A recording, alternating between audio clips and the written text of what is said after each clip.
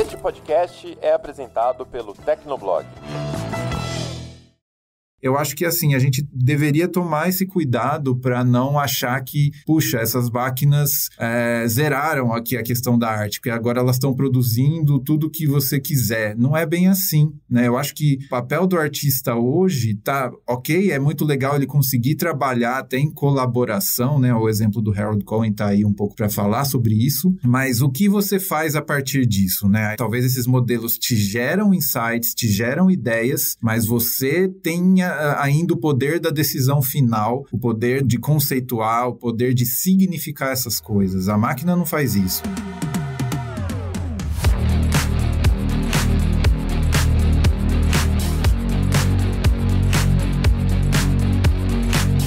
Olá, ouvinte! Seja bem-vindo! Está começando mais um episódio do Tecnocast. Eu sou o Thiago Mobilon. E eu sou o Paulo Riga. Fazer arte não é mais o que costumava ser. Com as redes neurais já é possível criar ilustrações impressionantes a partir de meros comandos de texto, mesmo que você não tenha o estudo ou a técnica de um bom artista. No episódio de hoje, a gente tenta entender as consequências dessas novas tecnologias para os artistas do futuro. Para isso, conversamos com Sérgio Venâncio, que é artista, professor e programador. Aguenta aí que a gente já começa.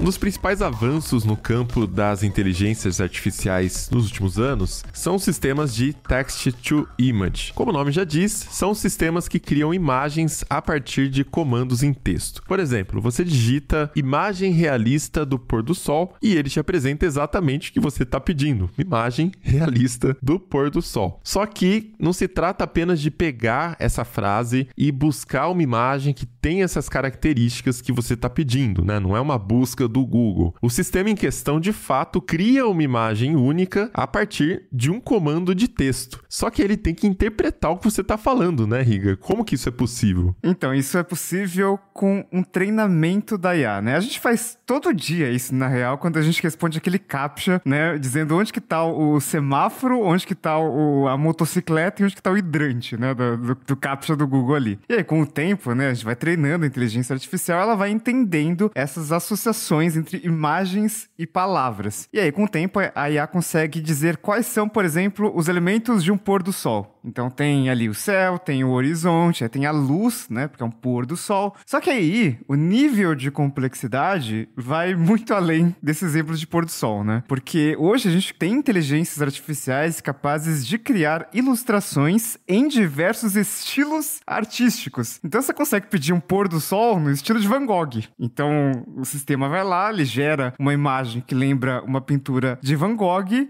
que lembra um pôr do sol, né? Mas com aquele estilo daquele artista. Então, duas dessas ferramentas que a gente tem visto bastante por aí são o DALL-E 2 e o Midjourney. O pessoal já tá testando, já tá brincando e as imagens são bem impressionantes. E é provável que você já tenha até visto algumas dessas imagens, porque o pessoal tá postando bastante no Twitter, no Instagram, né? Tem até o Midjourney, por exemplo, ele gera 4 imagens. Então, se você viu alguém postando um bloquinho com 4 imagens que tem um tom meio parecido, provavelmente saiu do Midjourney. E aí você pode pedir variações de uma dessas imagens, melhorar a resolução dela, experimentar algum outro resultado, algumas outras características ali. E a graça pra muita gente é ficar fazendo uns pedidos um pouco inusitados, né, Riga? Aquelas coisas que são meio difíceis de a gente imaginar, né? Então, o Vitor Pado, nosso designer aqui, ele testou o Midjourney e aí ele fez um teste. Ele colocou um texto lá que seria uma caveira fotorrealista dança com uma mulher no estilo Tim Burton. Nossa!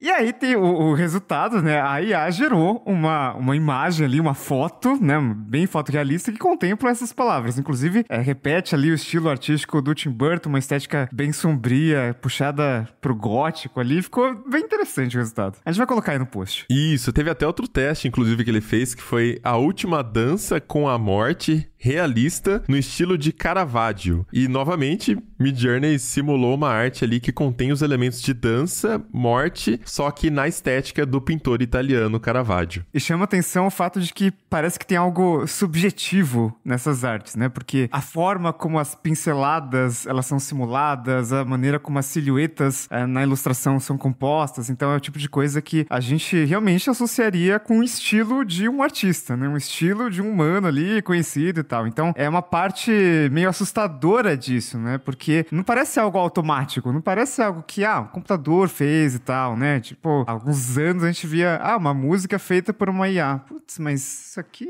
né? É uma coisa meio de computador e tal. Enquanto que essas fotos, essas imagens que ele gera, parece algo que até um humano faria, assim. Então, e é aí que mora, né, o problema. Porque, e aí, qual é o futuro disso? Trabalhos, a gente sempre pensa. E a profissão do designer? As empresas vão demitir os diretores de arte? Vão demitir os designers? Porque, de repente, se eu passo uma frase para um designer fazer a arte deste Tecnocast, por exemplo, eu posso passar a mesma frase para uma ferramenta e ela seria capaz de fazer uma imagem, criar aqui entre aspas, a gente vai falar um pouquinho mais disso, né, o conceito de criação, com a mesma qualidade que um designer faria? Isso é possível? Então, justamente para entender esse futuro, a gente precisa saber primeiro como a máquina funciona e para isso a gente conversa hoje com o Sérgio Venâncio, que é professor e pesquisador de artes e tecnologia. Então, bora lá pro papo.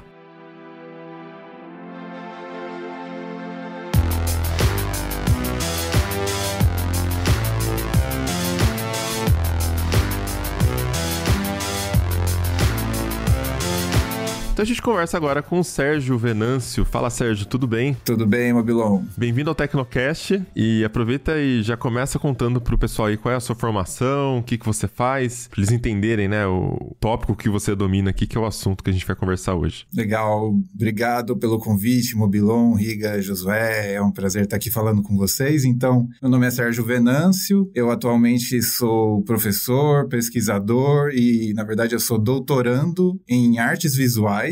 E meu tema de pesquisa é inteligência artificial no contexto das artes, né? Então, eu fiz um mestrado também lá na ECA USP, né, sobre o tema, onde eu saí de lá com um software que fazia simulações de desenhos de observação, bem essa ideia de reproduzir um processo tipicamente das artes plásticas, né, o desenho de observação, mas usando algoritmos, né, e tanto algoritmos que conseguem, assim, de maneira simulada observar, com todas as aspas possíveis aí nesse observar, e depois traçar desenhos, né? Então essa foi minha grande incursão nessa área que eu venho trabalhando aí desde 2017, né? Mas eu sou formado em ciência da computação e em artes plásticas, tenho essas duas graduações lá pela Unicamp, né? Então esse é um pouco o meu background aí acadêmico e que eu acredito que me faz estar aqui hoje podendo responder algumas coisas sobre essa área que eu pesquiso, me interessa bastante. E quando você se formou nessas duas faculdades, a gente ainda não estava falando dessas tecnologias, né? Então, qual que foi seu interesse e de onde que veio o estímulo aí de se formar em dois cursos tão diferentes? Pois é, né? Eu primeiro fiz artes visuais, né? Artes plásticas, na época chamava, né? E durante a graduação, fui fazer iniciação científica nessa área que eu não sabia muito bem o que era, que chamava arte e tecnologia, né? Então, eu me interessei, me encantei por essa área de artistas que trabalhavam com tecnologias computacionais e falavam, né, o discurso deles de que o trabalho artístico acabaria em algum momento entrando por esses caminhos das máquinas que faziam arte, né? Então, isso foi me despertando um grande interesse desde a graduação em artes e aí, quando me deparei com o dilema de, puxa, como é que eu faço isso, né? Como é que eu consigo produzir obras desse tipo? Aí eu vi que eu precisava aprender a programar. E enquanto eu estava na artes, fui fazer algumas disciplinas do pessoal de computação, o pessoal lá me olhava estranho, um cara da artes plásticas lá, o que ele tá fazendo no meio da gente aqui? E depois eu, assim, gostei tanto que eu falei, tô terminando artes aqui, mas acho que eu já vou estudar para um novo vestibular. Daí eu entrei em ciência da computação em seguida e completei o curso de ciência da computação e é isso, né? Aqui estou agora conseguindo programar algumas coisas que eu tenho ideia, né? Consigo viabilizar. Sérgio, a gente tem falado muito aqui no Tecnoblog sobre sobre inteligência artificial e arte. É uma combinação muito peculiar e que é interessante que você tenha estudado, né, feito 2 graduações, né, sobre isso. E os exemplos mais recentes aí tem o DALL-E 2 e o Midjourney, e parece bem simples para o usuário, né? Você escreve ali o que você quer, né? Às vezes uma frase meio aleatória, sem sentido nenhum, sei lá, tipo uma cidade futurística com, sei lá, carros voadores e não sei o que lá. E aí a IA magicamente vai lá e faz ali aquilo acontecer, né? Então é uma tecnologia bem impressionante, né? Foi muito comentada quando apareceram ali os primeiros exemplos, as primeiras imagens das primeiras artes ali que essas IAs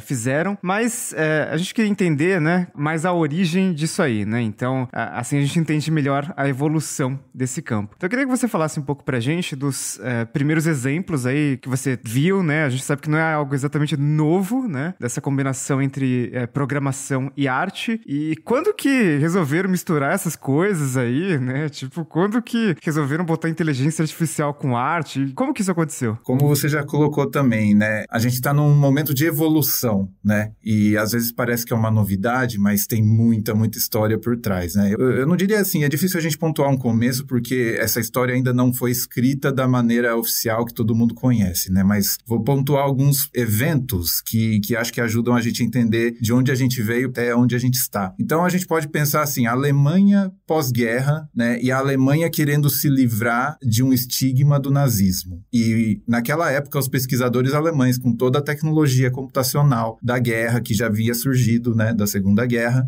você tem pesquisadores, então, que vão para um campo, assim, de usar essas tecnologias de guerra para outros fins. E um deles era a arte, né? Então, a gente tem lá, por exemplo, um engenheiro de computação alemão, que é o Georg Nies. Ele vai começar a fazer alguns experimentos de gerar imagens, variações de imagens a partir de parâmetros, né? Então, totalmente computacional essa ideia, porque ele colocava lá, por exemplo, tem um trabalho dele que chama 8 cantos. Esses 8 cantos era basicamente assim, ó, fale para o computador, ó, dentro de um espaço delimitado aqui de um quadrado, desenhe 8 linhas conectadas, né? De alguma forma. É só isso, a regra bem ampla, assim. E aí aqui a gente traz um termo que surge nessa época e que é valioso até hoje, que é o generativo. Ou gerativo, se talvez for falar num português mais correto, ninguém genera nada, as pessoas geram, né? Então, gerativo. E aí, o que ele observava que o computador fazia era experimentar, mudar os pontos, mudar os cantos de lugar, e toda hora saía com uma geometriazinha ali diferente, né? Então, essa ideia de generativo, de você pedir para o computador gerar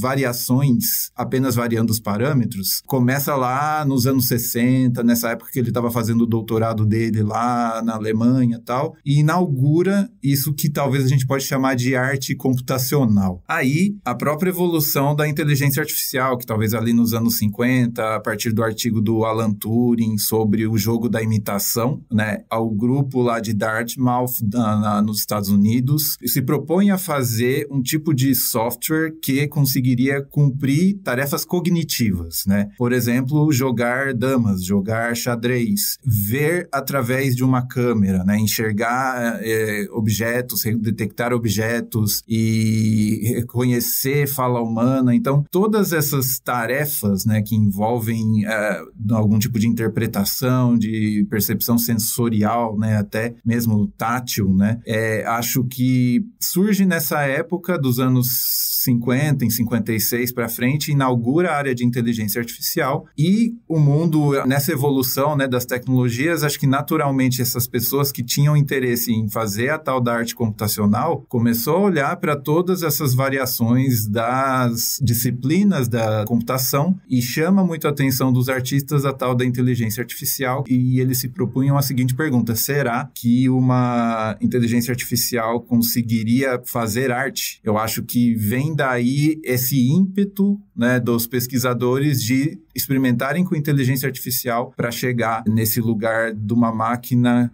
criar arte. Criar também um termo aqui bastante entre aspas pra gente, tá? Porque pra mim é um termo muito caro, mas eu vou daí contextualizar agora um artista que acho que foi muito pioneiro nessa hora de juntar arte com inteligência artificial, que foi o Harold Cohen. Né? Ele é um britânico que nos anos 60 fazia pintura abstrata, era bem sucedido, mas ele não gostava muito do mercado, não achava muito sentido nisso, ele se mudou para os Estados Unidos e foi estudar inteligência artificial em Stanford. E o que ele criou lá foi um robô que até hoje é chamado com o mesmo nome de Aaron. Né? Então é uma história muito interessante aí do pessoal que tiver interesse de pesquisar sobre esses nomes, Harold Cohen e Aaron, porque ele evoluiu esse software durante mais de 40 anos, até a morte dele em 2016, ele estava trabalhando no Aaron, evoluindo ele. E era um software que fazia desenhos por conta própria, né? Desenhos, e depois de um tempo começou a pintar sozinho, e no começo dessa jornada, nos anos 70 para os anos 80, era uma máquina assim que sabia, por exemplo, reconhecer o que estava desenhando, né? Então, por exemplo, eu fiz aqui uma forma fechada, eu fiz uma forma aberta, eu fiz aqui uma figura de uma pedra, uma figura humana, eu fiz uma vegetação. Ela tinha um olhar constante não só para o que estava desenhando, mas também para categorizar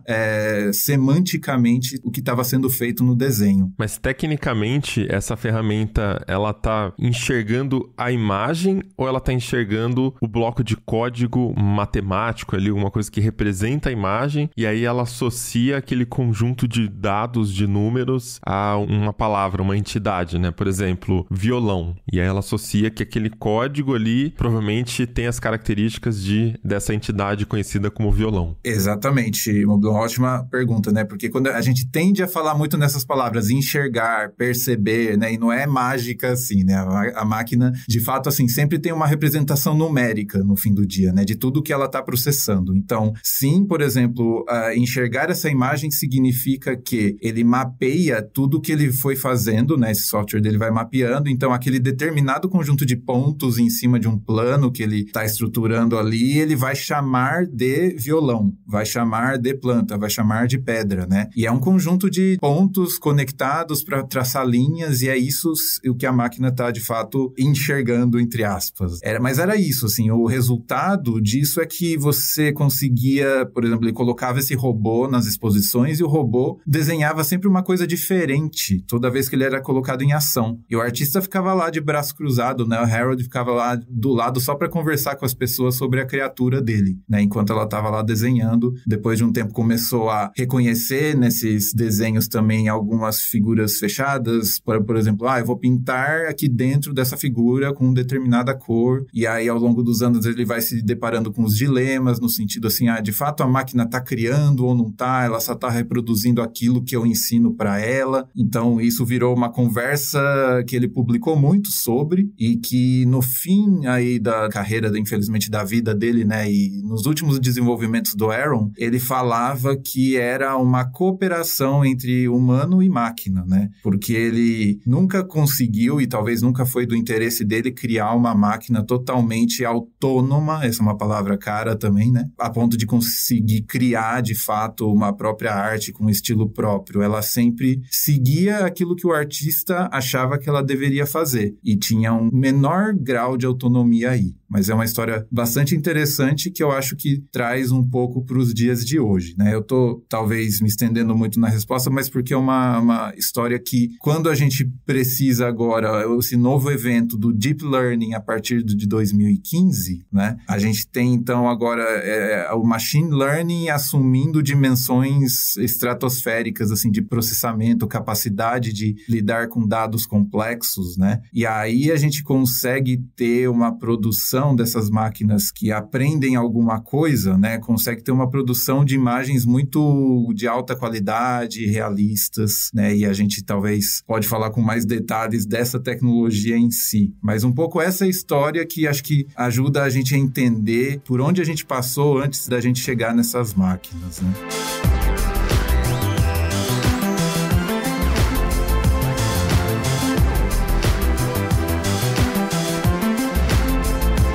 Não, legal, mas aí a gente pega então uma tecnologia que já vinha sendo desenvolvida, de você conseguir desenhar utilizando uma máquina, uma computação ali, e a gente adiciona algumas camadas. Então, quando a gente tá falando de um DALL-E ou do Midjourney, por exemplo, a gente já tá falando de tecnologias que tem um treinamento com centenas de milhões de imagens, e através desse treinamento, ela faz justamente aqui o que eu tava falando agora há pouco do exemplo do violão, né? De olhar a combinação matemática ali da construção da imagem e associar. E aí eu tô falando não só de um violão, tô falando de detalhes do violão, né? Então, a cor, o formato, o brilho, as sombras, se é meio 3D, se é mais flat, e ela vai utilizando essas características, esse conjunto todo, que pra máquina é uma matemática, para associar com um objeto. No caso do DALL-E e do Midjourney, essa associação é feita através de imagens, até pelo atributo alt que tem nas imagens, né? O que estava escrito ali, essa imagem é sobre isso. Eles vão cruzando essas informações. Então, é a velha história do CAPTCHA, né?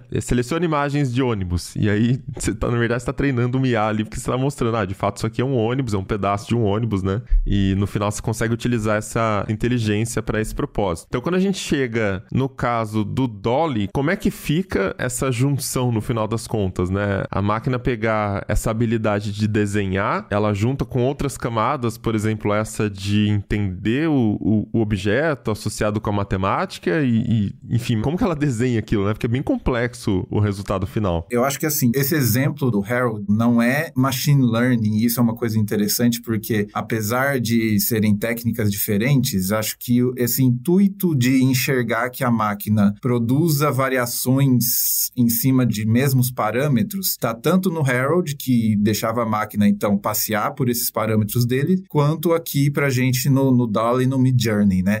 Acho que vale a pena eu contar um pouco que esses modelos que hoje geram, né, esses modelos generativos, inclusive tem esse nome Generative Adversarial Network, né, essa rede neural adversária generativa, né, tem esse intuito de pegar parâmetros, variar eles e descobrir essas variações. É uma ideia que vem desde lá dos anos 60. E aqui pra gente funciona um pouco da seguinte maneira, né? É uma tarefa muito comum de machine learning, os classificadores, né? Por exemplo, diante aqui da nossa câmera, ele sabe reconhecer quem é o Mobilon, quem é o Riga, quem é o Josué, quem é o Sérgio. E como é que ele reconhece, né? Ele faz essa classificação. Pensa que é uma massa de pixels, né? Que no fim do dia, de novo, é um monte de números, né, para a máquina. Esse modelo foi treinado para dizer assim que essa determinada massa de pixels corresponde ao Sérgio, essa outra determinada massa de pixels corresponde ao Mobilon e essa outra ao Riga. Só que a gente treina a máquina com muitos exemplos de Sérgio, muitos exemplos de Mobilon, muitos exemplos de Riga. Por quê? Porque varia nessa massa de pixel, por exemplo, tem o Sérgio de frente, de lado, na luz do dia, na luz da noite, enfim, muitas fotos. Tem o Sérgio no Instagram, o Sérgio na vida real, né? São coisas bem diferentes também. Exatamente. E a gente aí coincide que, né, você tá no momento em que existem muitas imagens sobre tudo na internet. Então, esses modelos são capazes de fazerem muitas classificações. Todo esse universo, ele vai ser reutilizado agora na hora da geração de novas imagens. Pensa assim, Sérgio tem uma série de imagens que representam ele. Pensa numa constelação em que cada estrela corresponde a uma foto do Sérgio, vamos chamar aquela constelação de Sérgio. Depois tem outra constelação de imagens do Mobilon, outras do Riga, e aí você imagina todas as constelações possíveis para todas as coisas que essas redes conseguem classificar. Quando eu apresento um novo estímulo, por exemplo, uma nova imagem diante desse modelo já treinado, o que ele faz é, estatisticamente, aproximar de qual constelação ele se aproxima mais. Daí ele responde, por exemplo, esse aqui tem aproximação muito próxima aqui da constelação do Sérgio, ou seja, vou classificar essa nova imagem como Sérgio Venâncio. Isso é uma aproximação estatística, olhando pixel a pixel e verifica assim, essa massa dessa imagem aqui corresponde a alguma que a gente já foi treinado em cima? Aproximou? Beleza, vamos ter, 98% de chances de achar que isso aqui é o Sérgio. Depois, se ele aproxima de outra constelação, vai para outro lugar. O que acontece no DALL-E e no Midjourney? São redes generativas que foram treinadas da mesma maneira que as classificadoras, só que a grande sacada que os pesquisadores tiveram é o que existe entre uma constelação e outra nesse universo multidimensional, assim, de fotos, né, de cheias de pixels, né? Quem sabe existe ali, por exemplo, se você pedisse pro Dali, pro Midjourney desenha o Mobilon e o Sérgio. Não sei se a gente depois um dia faz esse teste, né, ver o que sai. Ele provavelmente vai encontrar um lugar nesse universo em que vai ter uma representação de uma imagem ali que nos convence de que aquilo foi gerado, né, de alguma forma, e é uma combinação de coisas que ela foi treinada. Aí, para dizer, o Midjourney, o Dali, a gente digita palavras, é como se ele fizesse uma busca, né, nessas constelações com todas essas palavras-chave, e aí ele explorasse esse espaço, tem até um nome técnico para isso, que é exploração de espaço latente, né, esse espaço entre esses lugares onde ela já foi treinada, onde ela chega em imagens que depois são confrontadas em uma outra rede que julga e que fala assim, não, isso aqui vai convencer um humano de que isso é realista, de que isso é verídico, de que isso, né, convence de fato que é uma criação nova. Mas, essencialmente é isso, né? São redes que exploram esse espaço entre as coisas que essa rede foi treinada sobre. E nessa questão de treinamento, né, para essas redes GAN funcionarem bem assim, imagino que quanto mais dados forem usados para treinar, melhor provavelmente vai ser o resultado, né? É importante que esses dados tenham uma qualidade boa também. Só que aí entra uma polêmica que a gente sabe que algumas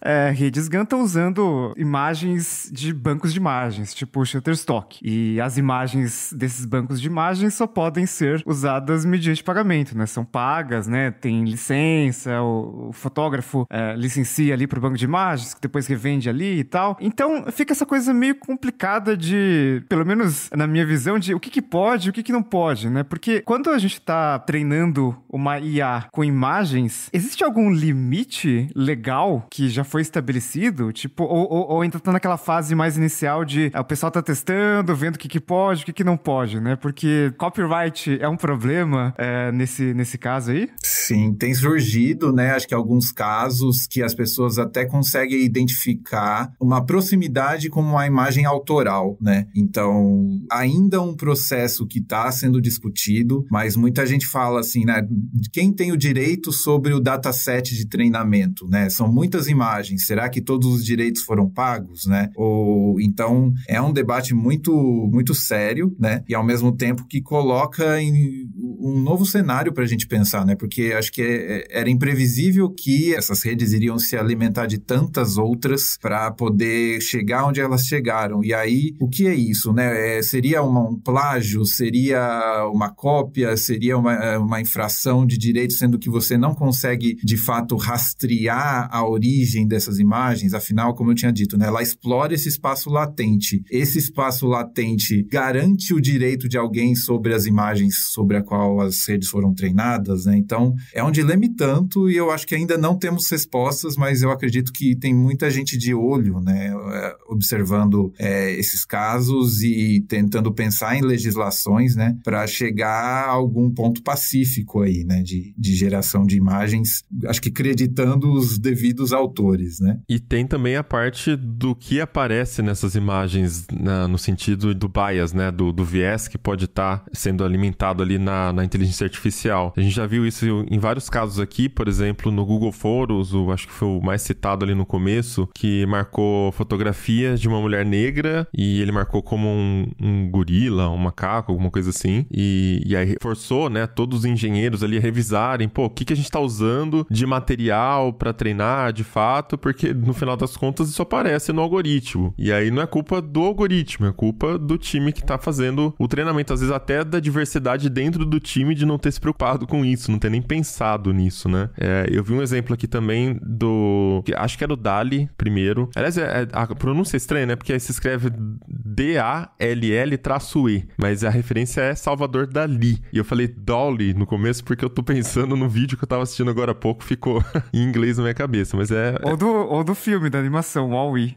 Então misturou, né? Enfim, mas da questão do viés, né, que eu tava falando, eu vi um exemplo que colocaram uma descrição para inteligência artificial fazer uma imagem, e aí era tipo assim, alguma coisa Asian, né? Tipo, não sei o que lá, Asian. E aí, óbvio que as referências que apareceram eram de pornografia asiática, saca? Então, tem que ter muito cuidado aí no desenvolvimento das ferramentas também, né, Sérgio? Como é que você insere limitações no sistema para que também, sei lá, às vezes não filtre coisa que é importante estar lá? Como que lida com esse...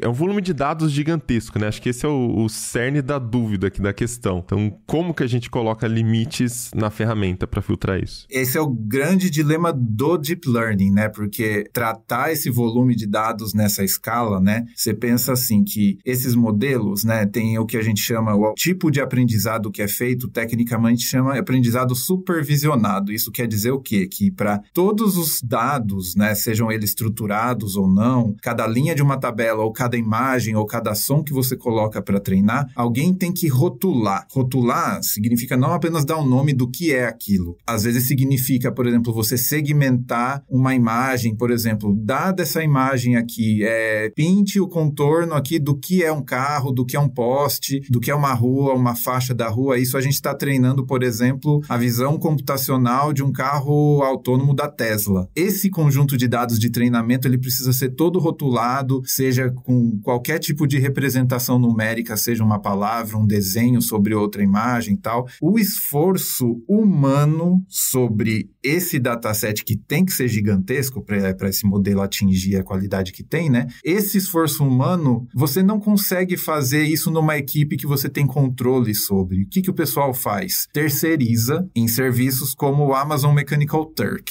Né? Para quem não conhece esse tipo de serviço, pensa assim, é como se fosse o Uber ou o iFood, assim, e os entregadores que se submetem aos pedidos. Quais são os pedidos? Sei lá, uma determinada empresa, um determinado grupo de pesquisa precisa que esse grande dataset seja rotulado. Aí, cada rotulação vira um pedido aí para esses trabalhadores da Amazon Mechanical Turk ir lá e cumprir a tarefa de ou dar um nome para falar o que é que você está vendo nessa imagem, ou fazer um desenho em cima dela. A gente também treina, como você mencionou, o CAPTCHA, né? A gente está o tempo todo treinando essas inteligências artificiais também. Então, tem várias maneiras de você delegar para diversos milhares, às vezes milhões de humanos para rotularem todos esses gigantes datasets que precisa, né? E aí entra todo esse dilema, né? De, por exemplo, como é que a gente garante que todo mundo que está rotulando vai rotular da mesma forma? Tem gente que, de repente, vai pegar uma foto de uma pessoa negra, e, infelizmente, essa pessoa é racista,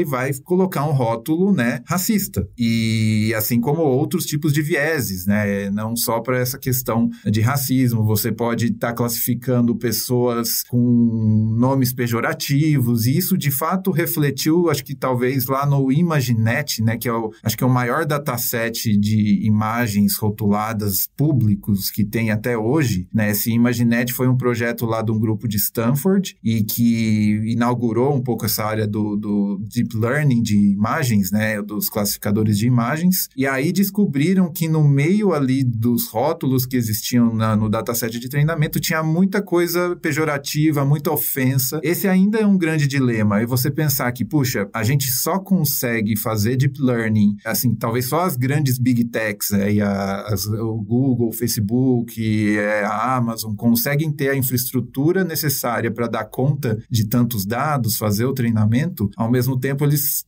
precisam delegar para muitos outros humanos fazerem essas classificações e garantir que tudo vai sair no lugar da maneira mais neutra possível é praticamente impossível, né? Então, o que acontece é que as empresas como a OpenAI ou então o pessoal do Midjourney começa a colocar algum tipo de filtragem sobre os pedidos, né? Por exemplo, se você tentar fazer um pedido de alguma coisa que foi previamente classificada como ofensiva, provavelmente ele não vai produzir a imagem para você. Eu nunca fiz esse teste, mas imagino que seja assim, né? E mesmo o DALL-E, ele não é público, assim, no sentido assim, você precisa dizer o porquê que você quer usar, para que você quer usar, e aí você vai ganhar um acesso a essa ferramenta. Então, por conta disso, assim, porque é muito escancarado que essas ferramentas vão reproduzir vieses, o problema é de quem seleciona os datasets, quem rotula os datasets, e também tem uma questão do próprio algoritmo, né? Às vezes ele filtra de uma forma a eliminar ruídos, impurezas que às vezes deixa de refletir a realidade lá fora, né? Então, é uma questão muito séria e que a gente ainda está no meio desse debate também, né? De como resolver isso, e tem muitas iniciativas aí tentando chegar num acordo. Pensando em limitações, Sérgio, eu, assim como você é um cara das artes visuais, eu sou um cara do texto, né? E aí eu tava brincando esses dias aí com o GPT-3, que também é da OpenAI, né? Só que focado em texto. Então, basicamente, assim como você, né, coloca uma frase ali e o DALL-E 2 cria uma foto, você pode dar um comando em texto e o GPT-3 cria alguma coisa. Pode ser uma notícia, pode ser, sei lá, um poema, pode ser, sei lá, uma análise de um produto que ainda nem existe, né? Então você coloca, sei lá, review do iPhone 14. E aí vai lá o GPT-3 e tenta fazer algo que se parece com um review, uma análise de produto de celular que não existe ainda, então não teria como fazer ali análise de produto. Aí eu acho que até por ter esse olho meio treinado de editor e de ter lido muito texto e tal, eu percebi algumas coisas ali. Então, por exemplo, num dos testes que eu tava fazendo, eu vi que essa ferramenta, ela funciona em português, né? Eu percebi que, acho que quando eu tava fazendo uma notícia, né, via GPT-3, ele pegou uma parte que era uma estrutura de um site que eu conhecia. Então, aparecia, tipo, o nome do autor com a data e hora daquilo ali, né? Então, é como se tivesse um ruído, né? Tipo um bug ali no dataset do GPT-3, que é um troço super treinado com 45 terabytes de dados e tal, mas a gente sabe que, ao mesmo tempo, uma das fontes ali do GPT-3 são textos coletados da web, né? Então, às vezes acaba gerando um ruído ali, alguma coisa que você acha meio estranho. E aí, pensando aí no seu olho treinado para artes visuais, o que você nota de limitação nessas redes neurais e até onde que o sistema consegue ir, né? Porque a gente tem visto alguns exemplos aí de coisas meio absurdas e que a arte vai lá e faz, mas o que ainda precisa melhorar nesses sistemas para se aproximar de uma arte humana? E talvez isso gere alguns questionamentos de o que é arte, né? Porque isso é arte? E realmente essas IAs estão criando arte? Eu acho que, assim, do meu ponto de vista, eu acho que essas redes são limitadas a criar coisas parecidas com o que já foi criado aí no lugar do mundo, né? A gente se surpreende porque a gente não tem esse repertório, né, para entender todas as imagens que já foram produzidas no mundo, então, de repente, parece que algo é novo ali, num estilo novo ou numa combinação nova, né, de coisas. Então, a gente se surpreende, é muito legal mesmo, né? Mas, por outro lado, quando a gente entende, né, que é limitado a essa mesma estrutura que você colocou, né, parece às vezes que ela se aproxima de coisas que já foram criadas, né? Se você não especifica um estilo, dependendo da temática ali, por exemplo, outro dia eu vi um artista aqui brasileiro, inclusive, que é o Shima, né? Ele é um cara que vem da área da performance, assim, né? E ele agora tá experimentando com o Midjourney e ele tem um projeto que ele fica perguntando pro Midjourney assim, ó, desenhe e crie o desconhecido, unknown, né?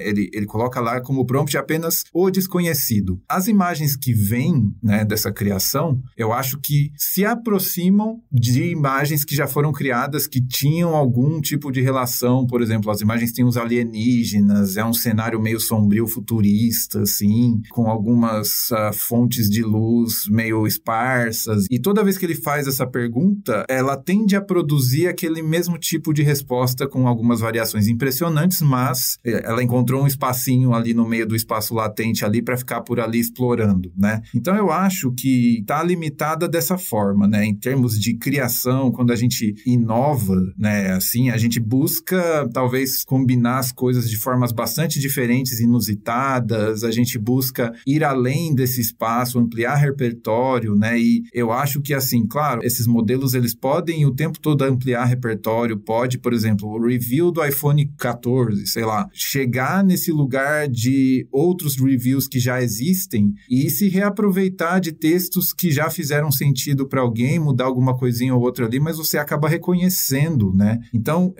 esses limites existem mesmo, e aí, para definição de arte, eu acho que, assim, a gente deveria tomar esse cuidado para não achar que, puxa, essas máquinas zeraram aqui a questão da arte, porque agora elas estão produzindo tudo que você quiser. Não é bem assim, né? Eu acho que o papel do artista hoje tá ok, é muito legal legal ele conseguir trabalhar até em colaboração, né? O exemplo do Harold Cohen tá aí um pouco para falar sobre isso, mas o que você faz a partir disso, né? Talvez esses modelos te geram insights, te geram ideias, mas você tenha ainda o poder da decisão final, o poder de conceituar, o poder de significar essas coisas. A máquina não faz isso, né? Ela não significa aquilo que ela está produzindo, ela não dá sentido, ela não dá direcionamento, né? Sempre tem esse humano. E parar para pensar que na própria história da arte, essa ideia de que, não importa mais o fazer na arte, importa a ideia. É uma ideia que talvez remonta a 100 anos atrás com Marcel Duchamp e os Ready-Mades, que o cara coloca,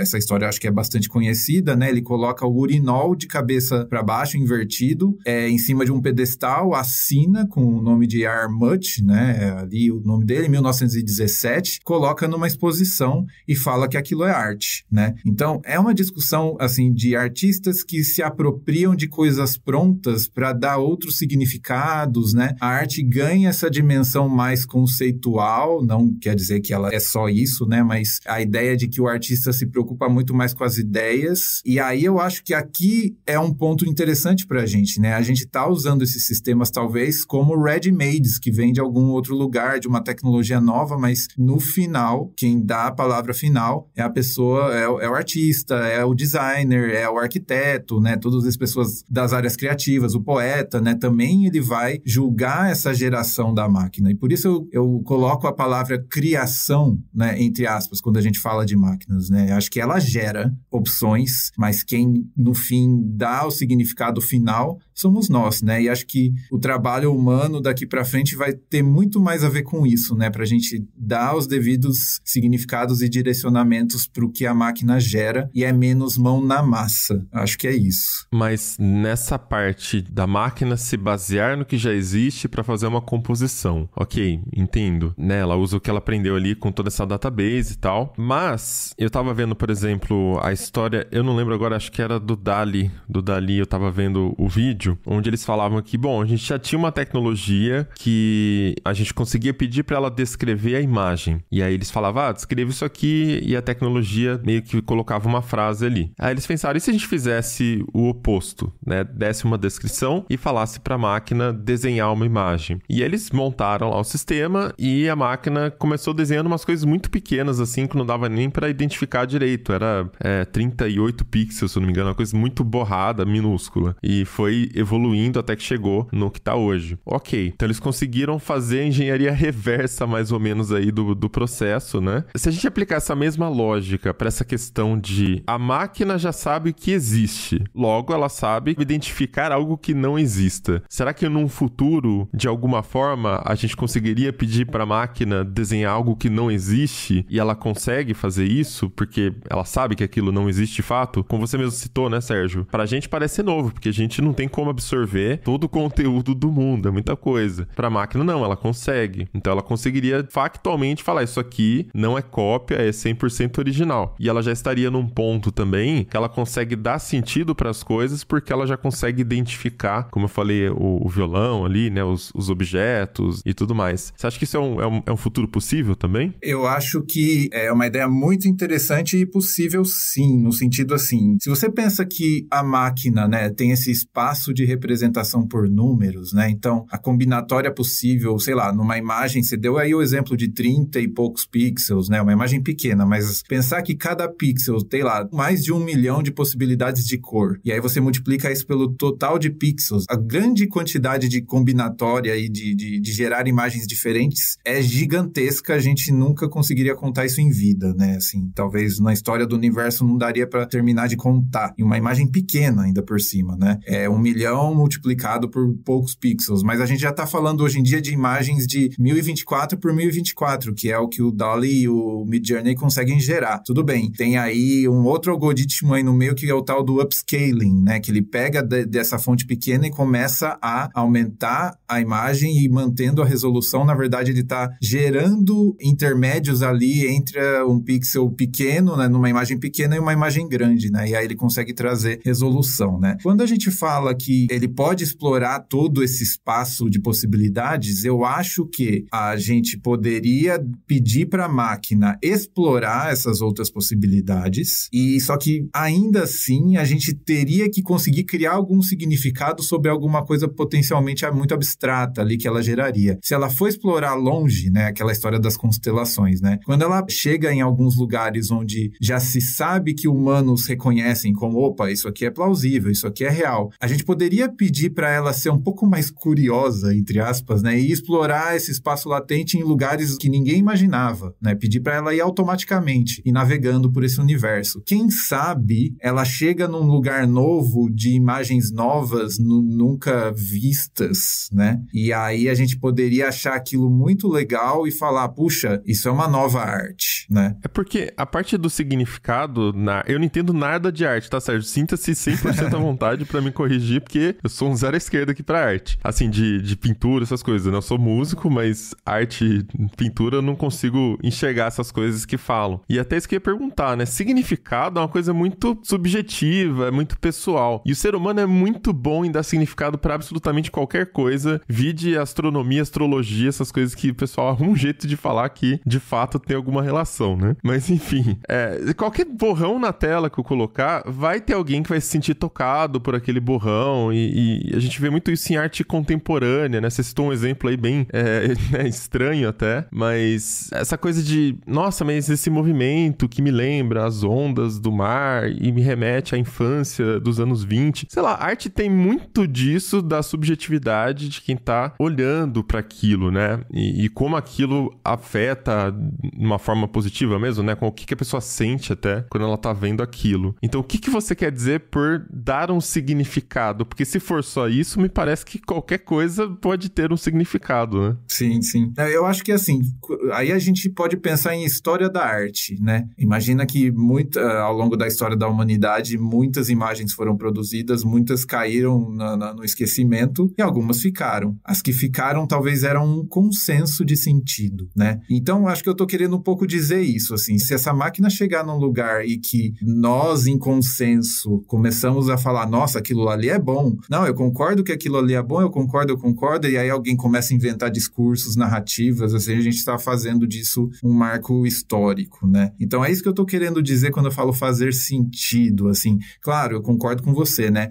Subjetivamente, cada um pode enxergar uma coisa diferente numa mesma imagem, né? E tem gente que vai ver, se identificar de uma forma bastante pessoal, outras vai ser indiferente, né? E é normal que isso aconteça, né? Até mesmo nas imagens consolidadas da história da arte, o consenso não é tão consenso assim, né? E isso é natural da arte, mas eu acho que minimamente, né, precisa existir esse acordo de que aquilo faz algum sentido, né? Existem vários artistas, inclusive, que propõem esse tipo de trabalho com inteligência artificial, de ela explorar lugares que talvez nunca ninguém pensou antes em explorar, e eles programam essas inteligências para irem justamente nesses lugares e vêm com umas imagens que a maioria das pessoas até hoje falam, nossa, que coisa estranha, que coisa horrível. Horrível por quê? Talvez porque você não entenda algum significado familiar ali para você, né? Talvez não te remeta a nada. E então é uma aposta, assim, né? Eu acho que colocar essa máquina para explorar, ela vai gerar muitas coisas que vão cair no esquecimento, mas quem sabe ela chega num lugar que convence todo mundo de que aquilo talvez seja uma nova tendência de arte. Eu acho que está acontecendo isso um pouco com essas redes gerativas, porque elas carregam uma estética, né? Por mais que a gente se surpreenda, ache que ela cria coisas completamente diferentes, eu acho que é um pouco como a gente quando tenta reconhecer deepfakes, né? A gente vê ali, puxa, tem um padrãozinho ali na boca, no olho, no jeito que o modelo direciona o olhar, alguma coisa artificialzinha ali que você, com um olhar bem treinado, você reconhece, né? Puxa, isso aqui é fake. Tá cada vez mais difícil, confesso, né? Mas ainda assim eu acho que esses modelos tendem a se aprimorar, mas hoje a gente tá nesse momento em que a gente pensa que eles estão gerando coisas que, isso aqui foi gerado por um Dali, esse aqui é o tal daquele humano que não existe, né? Que foi um site que ficou bastante famoso, This Person Does Not Exist, né? Eu acho que, por enquanto, a gente tá direcionando desses modelos, dessas máquinas, para coisas que geram significados comuns, assim, para as pessoas. Mas pode ser que, né, daqui a pouco alguém consiga chegar num lugar que vire um novo significado em comum. E aí a gente pode, talvez, ainda se surpreender mais, né, com esses modelos.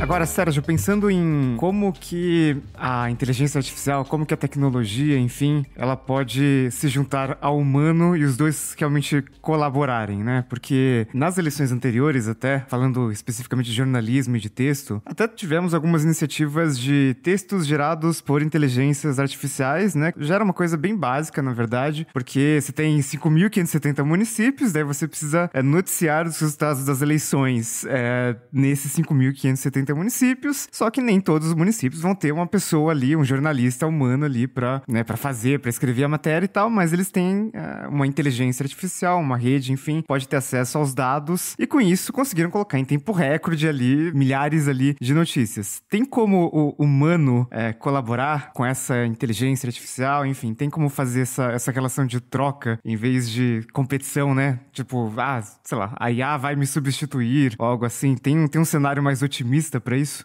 Claro, eu acho que a gente tem uma ótima oportunidade aí de pensar essas relações agora para até imaginar como vai ser nosso futuro, como é que a gente vai se reestruturar, porque sim, né, existe esse potencial de que esses modelos consigam substituir a gente em diversas tarefas, mas eu gosto de pensar uma diferenciação aqui para a aplicação dos modelos de inteligência artificial. Uma é a própria automatização das coisas de uma tarefa cognitiva, a outra seria uma ideia de aumento. Isso, na verdade, vem até de um material do Google que ele fala assim, como desenvolver eticamente a inteligência artificial. Ele propõe essa diferenciação entre automate e augmentation, né? E por isso eu estou traduzindo aqui como aumentar uma capacidade humana de realizar determinada tarefa. A ideia seria automatizar tarefas que a gente julga chatas, julga perigosas até, e colocar uma inteligência artificial para cumprir elas no nosso lugar. A gente vai ganhar tempo para fazer outras coisas, né? E a ideia de aumentar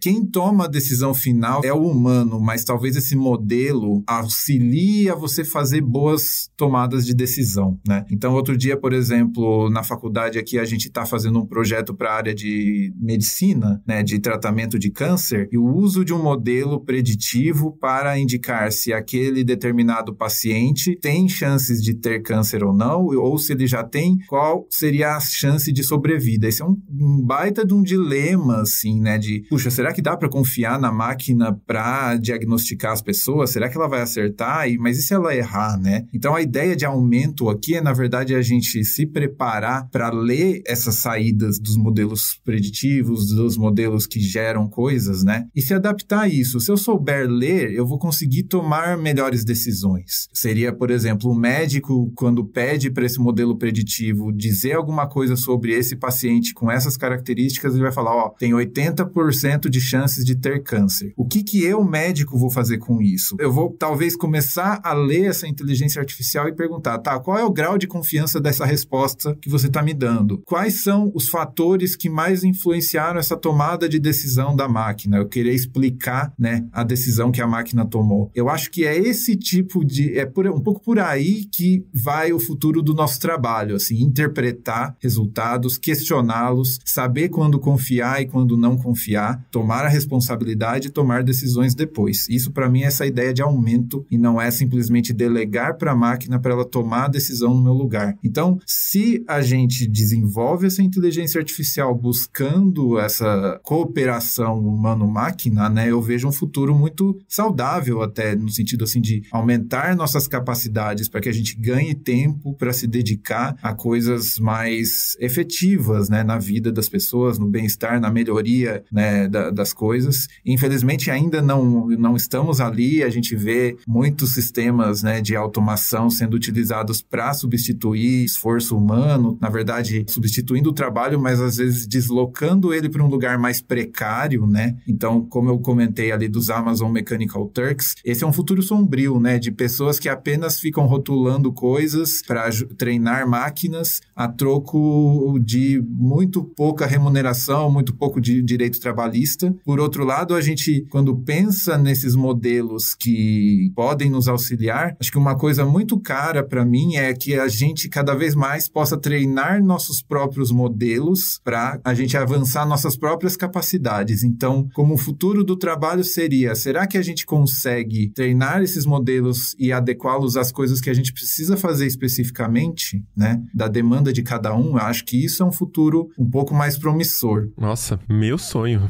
Meu sonho se eu tivesse como fazer isso. Sim, e na verdade eu acho que assim, existem formas. Por exemplo, existe uma técnica chamada Transfer Learning, que só para quem está ouvindo a gente não achar que estamos numa contradição aqui, porque lá atrás eu falei que a gente só treina esses modelos com muita infraestrutura e não à toa a gente só tem as Big Techs treinando. E aí quando eu falo que a gente poderia treinar nossos próprios modelos, como é que isso seria, né? Essa técnica de Transfer Learning permite a gente usar já modelos prontos, treinados, a gente arranca o que a gente chama de última camada, né, ali, que é a camada classificatória da rede neural e tal, e troca por coisas próprias, troca pelos nossos próprios rótulos, troca pelas nossas próprias classificações das coisas, né? E a gente não precisa retreinar tanto a máquina, você consegue fazer isso na sua própria máquina, né? Ou então num serviço bem barato, assim, que está na nuvem e tal, e a gente consegue condicionar esses modelos para os usos próprios. Então isso é um caminho que eu vejo muito promissor, assim, para a gente se apoderar dessa tecnologia, controlar, entender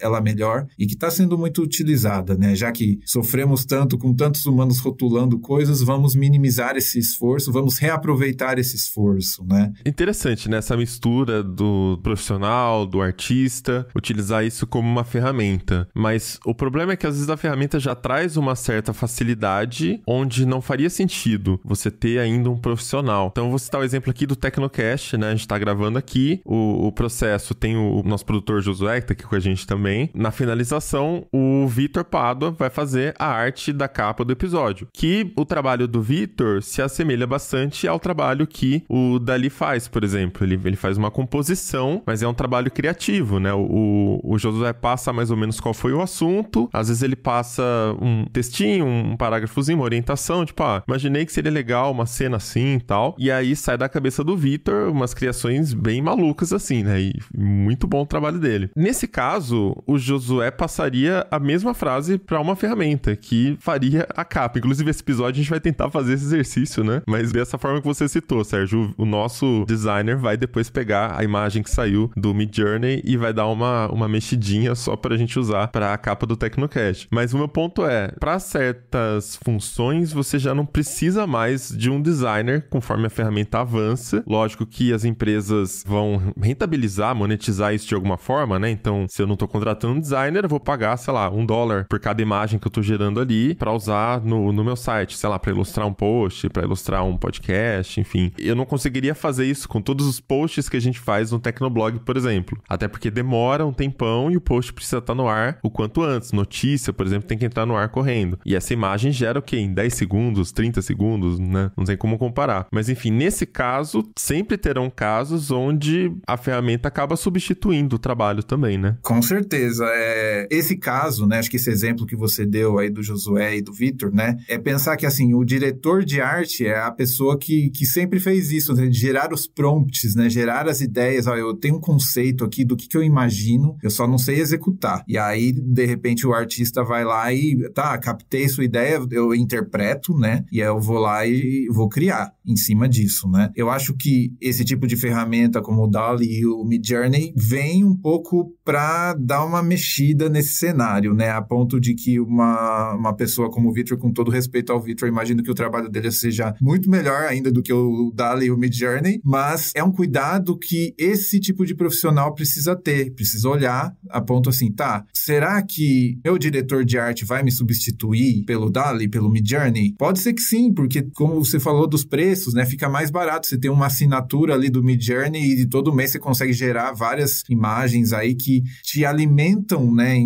de ideias e de repente é a própria concepção final ali da arte. Você pega aquilo, copia, cola, se você tiver o direito sobre isso, né, e você usa. Então, essas pessoas que estão trabalhando apenas para atender demandas devem se preocupar nesse sentido, né? Olha, como é que eu vou fazer agora que tem essa ferramenta aí competindo comigo, né? Mas eu vejo muito por esse caminho, né? Apesar de ser preocupante, eu vejo muito por esse caminho de evolução nossa do conhecimento, o que eu vou fazer, né? De repente, se você é um artista que se antecipa, você é um designer que vai lá e usa essa ferramenta a seu favor no seu processo criativo, eu acho que tem espaço, eu acho que tem muito jogo para você assumir que usa essas ferramentas e falar, ó, eu crio em cima, me aproveito dessas ideias, eu valido ela de alguma forma e eu ofereço para você uma imagem que é mais do que uma imagem gerada por uma inteligência artificial, ela está adequada aos direcionamentos necessários aí para o que você precisa, né? Mas, ainda assim, né, se você não trabalha de maneira mais autoral, assim, de gerar suas próprias imagens, isso talvez fica ainda mais em risco, né? Se você só atende demandas, eu vejo que, infelizmente, talvez tenha mesmo esse movimento aí de diretores de arte passarem a usar mais a ferramenta do que os humanos que trabalham com esse tipo de demanda. Eu acho que, mais do que nunca, né, a gente precisa falar da ética, né, porque essa ideia de que, ok, temos essas ferramentas disponíveis, o que faremos, né, com o atual trabalho humano, né? Então, os diretores de arte, assim, ao se apropriarem dessas ferramentas, tem que ter muito entendimento sobre elas, sobre as limitações, né? Eu acho que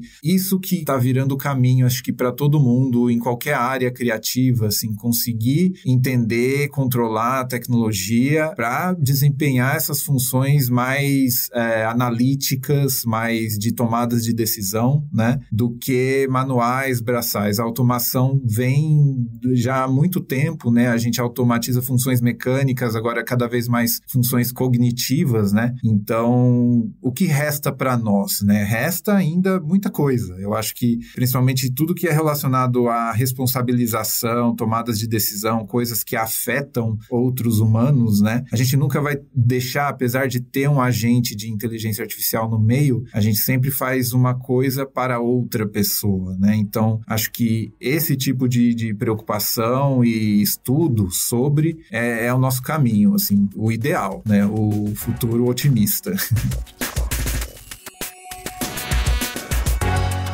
Então é isso, vamos chegando ao final de mais um episódio do Tecnocast. E aí conta pra gente se já conseguiu testar o Midjourney ou o DALL-E, né?